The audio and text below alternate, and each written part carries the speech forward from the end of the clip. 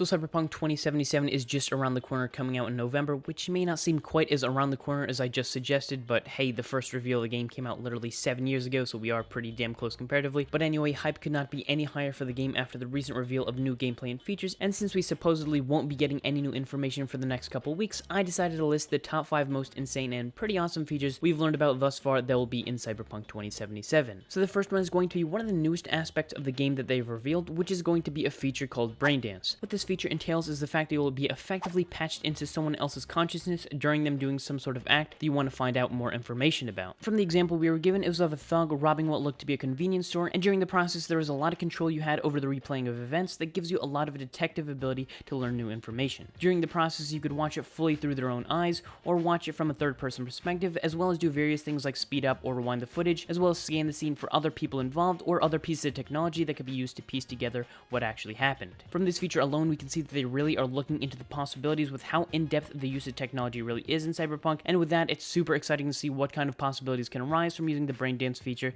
to become some sort of cybernetic Sherlock Holmes. The second feature that I'm going to be talking about is going to have a way larger effect on the overall gameplay, and it's going to be the use of a free-flowing skill system. What this means is that you won't be relegated to any specific class like being primarily a hacker or a fighter, but more that you get to use your points into whatever skills you wish, no matter their category. This is going to allow us to mesh multiple playstyles together throughout our playthroughs, so we don't get bored of having to do the exact same strategy over and over during our likely 50+ hour runs of the game. They've also revealed that within this system, you're going to be allowed to reset all your skill points whenever you want, so you can recommit them into skills that you haven't unlocked before to give you the ability to try out new things whenever you want. Before, it seemed that some people were somewhat disappointed that there was no class system in place, but now after all the recent news and gameplay, people are starting to come to terms with the fact that you're probably not going to want to commit to any specific playstyle, just because the variety of ways you can go through with a mission is so much more expansive in Cyberpunk than we thought before.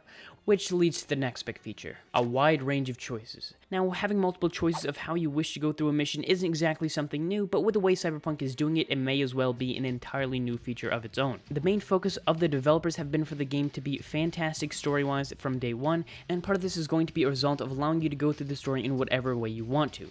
Here, let me give you some perspective. Witcher 3, their previous game, was critically acclaimed for not only being a fantastic game, but for giving a lot of different choices for the player to make during the story that would have consequences throughout the rest of your journey. In fact, all things considered, there are technically 36 different possible endings if you consider all the big choices you make in the game and how they all culminate towards the end. That's a lot of choices.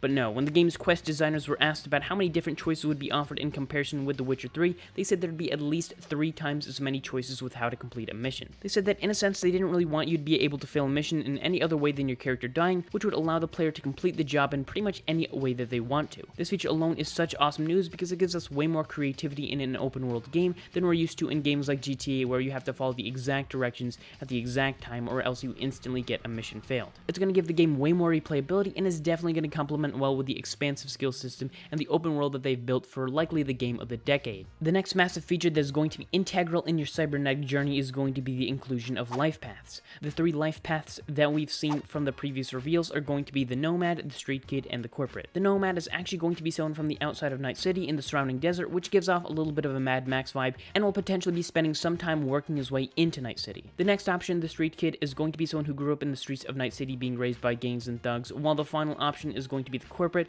who is going to be someone who is already part of the corporate world, eager to gain power or prestige or whatever they probably want during the story mode. I don't know. These options will not only have effects on where you start the prologue and the main story, but open up different opportunities based on which life path you went with. For example, someone who got access to play the first 4 hours of the game went with the corporate option and had the choice to completely avoid a big confrontation because they already were a corporate member, while the people who chose the other options didn't have that opportunity. Not only will this be just another feature that extends the replayability of the game, but it will give the game so much more depth and the experience feel way more personal with how many different possibilities are available. Being able to start as a member already at the top or someone who starts from the outside of Night City are both opportunities I didn't see coming, which just makes me even more excited to see where all of these life paths lead us.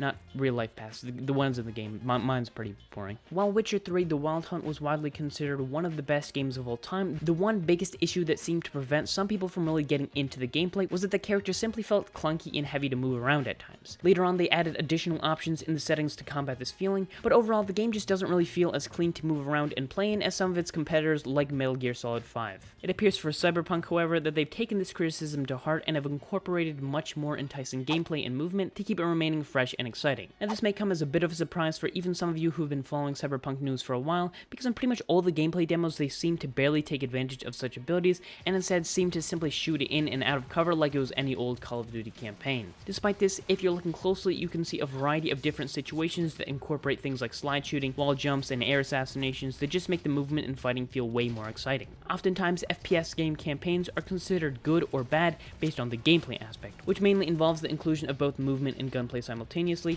and because of this, games like Titanfall 2 and Doom Eternal are seen as great, while COD and Far Cry aren't seen as quite on the same level. From what we've seen so far, Cyberpunk seems to be pushing for a truly engaging gameplay experience that allows for skill-based and thrilling battles to keep the experience always fresh no matter how far you are into the game.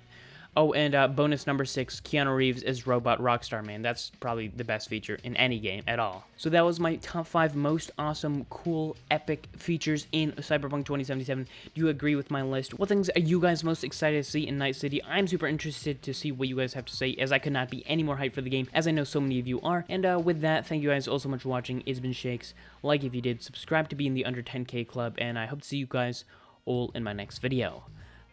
Goodbye. It's time to leave the video now. It's over. Go. Start a new life. I don't know. Figure something out, bro.